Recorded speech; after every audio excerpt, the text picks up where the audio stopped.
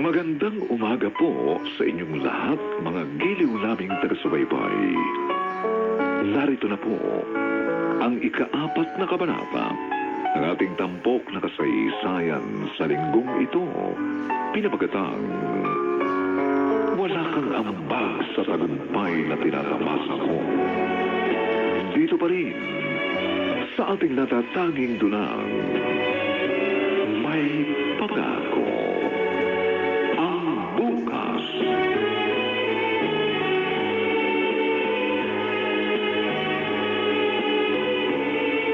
Pinag-aral kita, Timothy. Tapos ito pa ang gaganti mo sa akin? Ate, sorry na. Hindi ko naman talaga sinasadya. Bakit hindi mo sinasadya? Ha? Ang sabihin mo, masyado ka mapusok. Hindi ka makapaghintay ng tamang panahon. Ate, sorry. Sorry yan. Sabi ko sa'yo, sa Maynila ka na mag-aral ng kolehiyo. Ayaw mo. Gusto mo dito lang sa bahay na ito. Kaya na-impluensyahan ka na rin ni nanay na walang pangarap sa buhay. Walang ambisyon. Ano? Tama ba yung narinig ko, Mary Grace? Ha? Ate, Ako ba ang sinisisi mo? Kung bakit nagkaganito itong kapatid mo? Si Pearl at Nat. Parehong nakapagtapos ng kuleyo ng maayos at walang inaagrabyadong tao kasi doon sa akin nakatira. Pero itong si Timothy, kung sino patuloy yung nandito sa bahay na nababantayan nyo, siya pa yung nagkaganito. Kaya nga eh, anong gusto mong palabasin? Kasalanan namin to? Ginusto ba namin to? At anong sinasabi mo kaya siya ganyan ay dahil sa akin? Dahil wala akong pangarap sa buhay. Bakit? Totoo naman, di ba, Nay? Ano?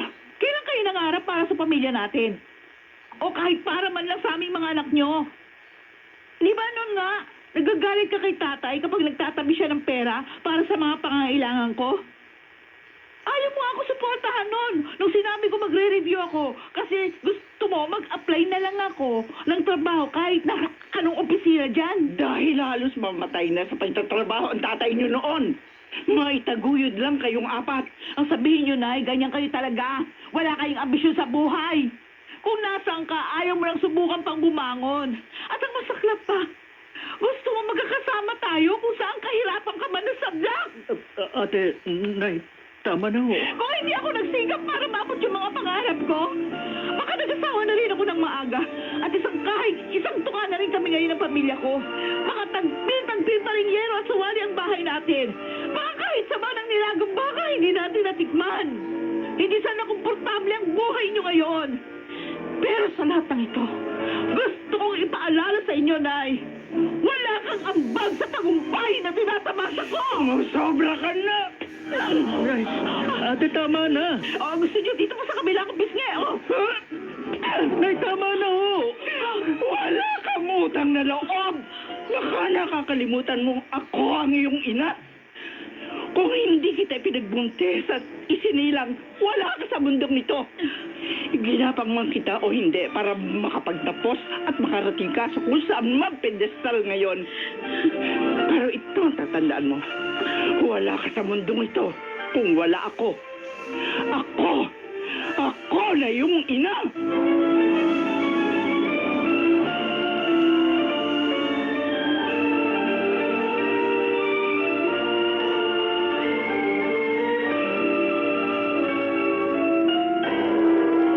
Ikaw kasi may kasalanan nito, Timothy. Kuya Nad, Ate Pearl, tama na naman no. Nung isang linggo ko pa naririnig yan sa mga tao. Nagsusuri na nga ako, di ba? Oo, alam ko, may kasalanan ako. Pero hindi ko naman alam na ganun pala kalalim ang saba ng loob ni nanay at ni ate sa isa't isa. Teenager pa lang si Ate Mary Grace. Madalas na siya magkimkim ng sama ng loob kay nanay. Para sa kanya, kontrabida si nanay sa mga gusto niyang mangyari sa kanyang buhay. O ano bang gagawin natin ngayon? Para magkasunod. May sukatan ba ang pagiging magulang ng isang tao?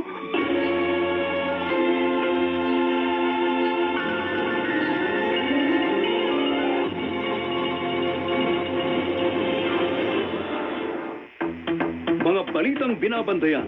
Balita ngayon mo palang malalaman. may dito balitan lalabas sa mga pahayagan bukas. Ngayon na ang broadcast sa TNT, Tomorrow's News Tonight.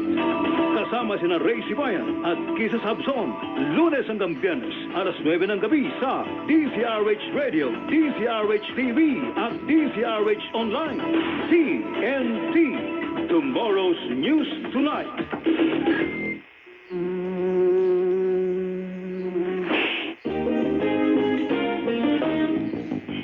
Ang kate!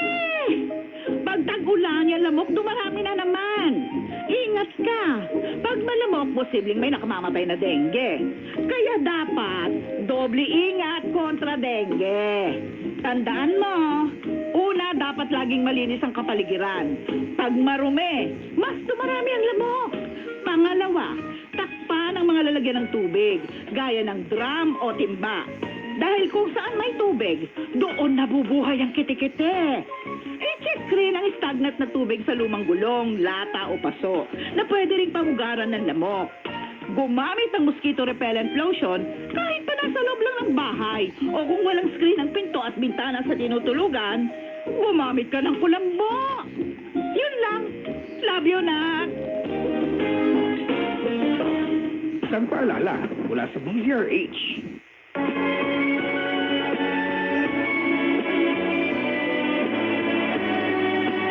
At ngayon, balikan natin ang tampok na kasaysayan sa ating dulang. May pangako ang bukas.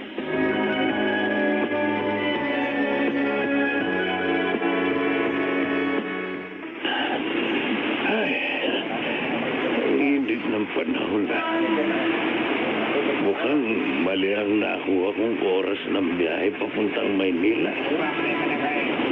Dapat siguro night trip ang kinuha ko.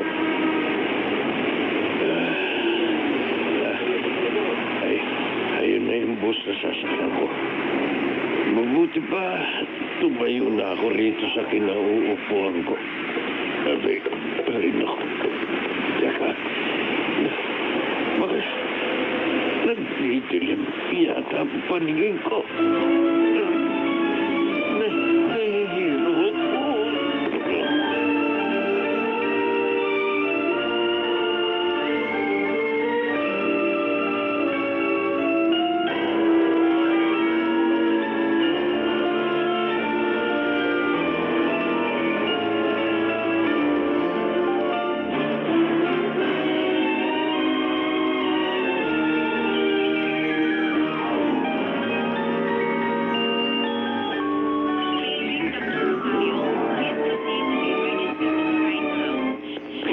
Nasaan na raw ang mga kapatid mo?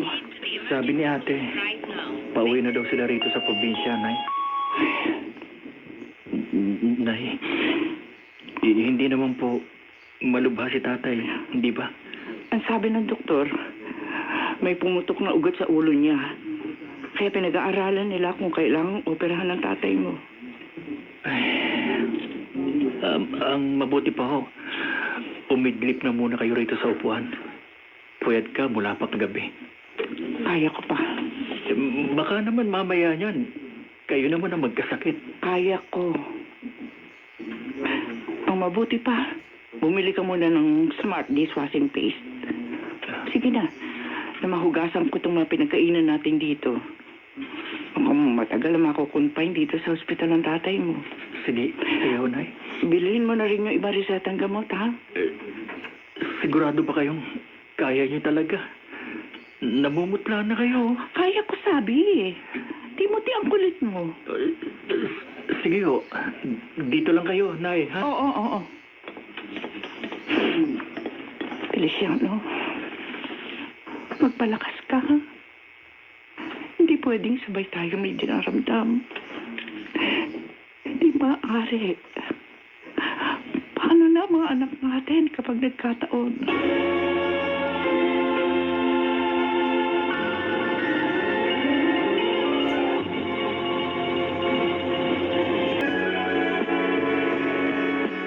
Nailipat na sa maayos na kwarto si tatay. Ano raw ba ang kondisyon niya, ate? Wala naman daw internal hemorrhage. Kaya hindi na siya kailangang operahan. Pero kailangan na siyang bantayan ng maayos. Dahil baka mamaya, bigla na namang atakihin. Mahirap kapag nabagog yung ulo niya o kaya kapag nagmamaneho siya ng kanyang motor. Babayaran ko lang yung initial bill, Pearl. Sandali. Sige, ate. Nay, kumusta na kayo? Kaya ko pa naman, Pearl. Namumutla na rin yata kayo sa sobrang pagod at puyat na yan. Kailangan ako ngayon ng tatay niyo. Magsabi lang kayo, Nay. Pwede naman ako mag-leave sa trabaho para matulungan ko kayo sa pagbabantay. Nandiyan naman si Timothy. Siya na lang ang abalahin ko. Wala naman siyang ginagawa eh. Wala pa naman siyang pasok ngayon. Kaya pwede siyang magbantay dito sa ospital. Sige po, Nay. Sana naman gumaling na ang tatay niyo na makauwi na siya kaagad. Ayoko nakikita siyang ganyan. Nay, tatagan niyo ang loob niyo.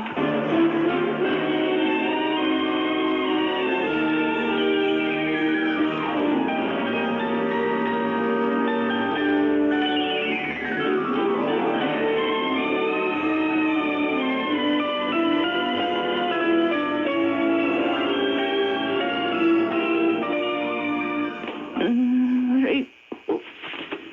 Sumasakit na naman ang tiyan ko. Diyos ko, tulungan mo po ako. Hindi pwedeng sumabay ako ngayon kay Feliciano. Huwag naman ngayon, Diyos ko. Maawa ka sa akin. Yung gamot ko, saan ko ba yun nailagay? Ayun ang bag ko. Iinom muna ako ng gamot. Nay? Timothy, Nay, bakit ganyan ang itsura niyo? Bakit namumutla kayo at pinagpapawisan? May nararamdaman ka ba? Ha? Nay?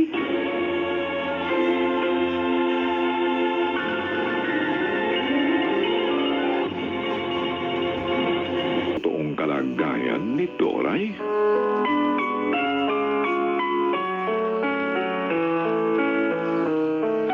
Mga nagsiganap, Susan Robles, Chiquit del Carmen Amor, Phil Cruz, Lionel Benjamin, Maynard Landicho Jr.,